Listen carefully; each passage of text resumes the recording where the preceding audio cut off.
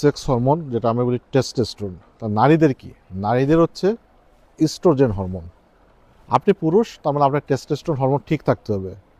নারীর প্রতি ফিলিংস, আগ্রহ সব কিছুর জন্য দায়ী এই টেস্টোস্টেরন। এই টেস্টোস্টেরন হরমোন যদি কোনো পুরুষের হঠাৎ করে ধীরে ধীরে কমতে থাকে, তাহলে তার 5টি সিগন্যাল দেবে। তার লাল বাতি জ্বলতে থাকবে। 1 নম্বর সমস্যার ভিতর যেটা হচ্ছে তার লিবিডো, তার যৌন আগ্রহ, মিলনের প্রতি ইচ্ছা ধীরে ধীরে কমতে থাকবে। এমন রুগী পাই মাঝে মধ্যে 1 সপ্তাহ, 2 সপ্তাহ, 1 মাস, 2 মাস তা মিলন করে না। অনেক চেষ্টা সাধনা করেও স্ত্রী তাকে রাজি করাতে পারে না। এইটা 1 নম্বর সিগন্যাল।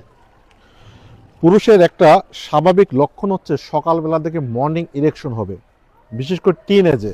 আমরা দেখেছি যে কিছু কিছু পুরুষের অভিযোগ থাকে যে মর্নিং ইরেকশন হয় না, বিয়ে করতে ভয় পায়। 2 নম্বর সিগন্যালে দেখা যাচ্ছে। 3 নম্বর লক্ষণটা হচ্ছে মিলন করতে করতে হঠাৎ করে তার লিঙ্গটা মাঝপথের দিকে শাট ডাউন, মানে নিস্তেজ হয়ে যাবে।